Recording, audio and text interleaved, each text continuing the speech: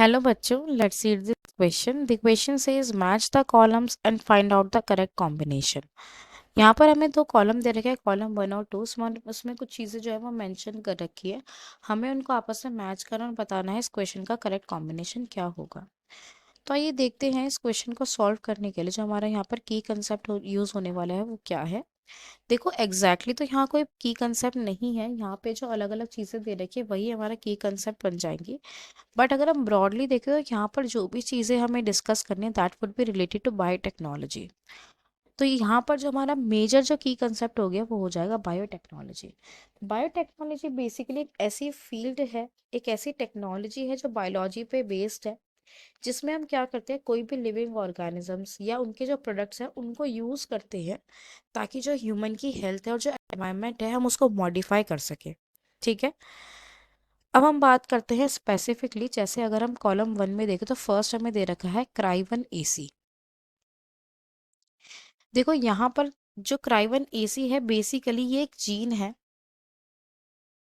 और ये जो जीन है उससे जो प्रोटीन बनता है वो एक ऐसा प्रोटीन है जो कि जो कॉटन बॉलवर्म्स होते हैं ना उनको कंट्रोल करने में हेल्प करता है। बेसिकली जो क्राइवन एसी है ये एक क्राई जीन का एक टाइप है जिससे एक प्रोटीन बनती है जिसे हम कहते हैं बीटी टॉक्सिन। ये जो बीटी टॉक्सिन है वो बैसिलस थ्यूरिनजिएंसिस से जो है ऑब्टेन की जाती है, जिसके अंदर ये जो क्राई जीन है वो प्रेजेंट होता है। तो जो क्राइवन एसी है इससे जो प्रोटीन बनता है वो क्या करता है, कॉटन बॉलवर्म्स को कंट्रोल करने में हेल्प करता है। तो क्राइवन एसी का यानी कि जो ए ऑप्शन है उसके मैच हो जाएगा आपका थर्ड वाले ऑप्शन से। सेकंड में जो आपको दे रखा है अगेन वापिस से सेम ही कंसेप्ट यहाँ यूज होगा, वहां में दे रखा है क्राइवन ए बी। अगेन ये जो है क्राइजीन का एक टाइप है। जो क्राइवन ए बी जीन है इससे जो प्रोटीन बनते हैं वो भी हमारे बीटी टॉक्सिन ही है जो कि इंसेक्टिसाइडल होते हैं। ये जो प्रोटीन है ये क्या करते हैं, ये जो आपके कॉर्न बोरर्स होते हैं ना उनको कंट्रोल करने में हेल्प करते हैं। क्या करते हैं, कॉर्न बोनर्स को कंट्रोल करने में हेल्प करते हैं। तो जो हमारा बी है उसका मैच हो जाएगा 4 के साथ। फिर जो हमें यहाँ पे थर्ड दे रखा है वो दे रखा है टीआई प्लाज्मिड।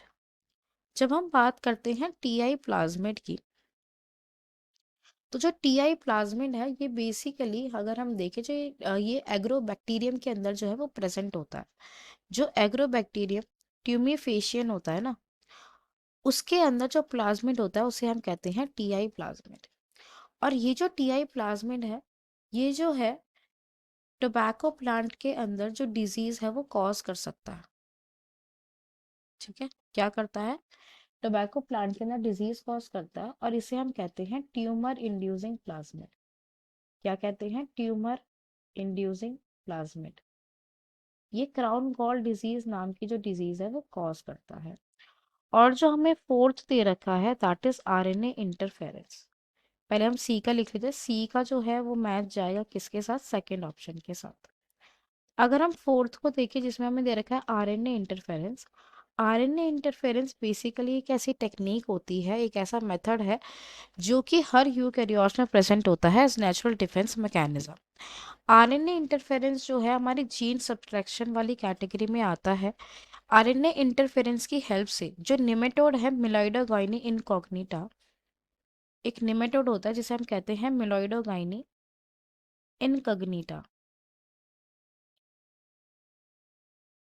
ये जो मिलाइनोगाइनी इनकॉग्निटा होता है ये बेसिकली क्या करता है, जो आपका प्लांट होता है टोबैको प्लांट उसके अंदर डिजीज कॉज करता है।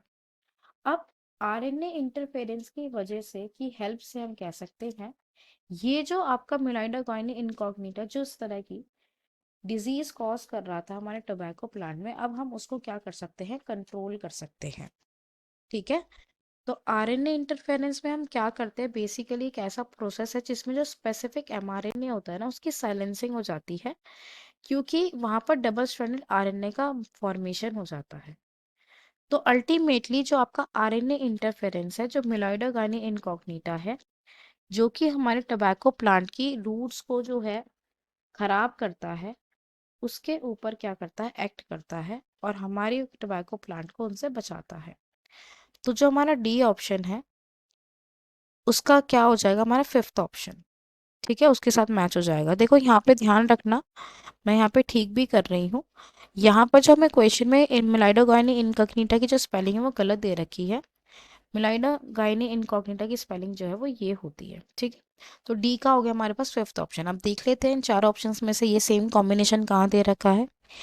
ए का सेकंड दे रखा है तो गलत हो गया, ए का थर्ड दे रखा है, बी का सेकंड दे रखा है ये भी गलत हो गया, ए का फर्स्ट दे रखा है ये गलत हो गया, ए का थर्ड, बी का फोर्थ, सी का सेकंड और डी का फिफ्थ, यस, ये हमें दे रखा है ऑप्शन डी में। तो इस क्वेश्चन का जो हमारे पास करेक्ट आंसर आ गया, that is option D. I hope you understood it well. Best of luck.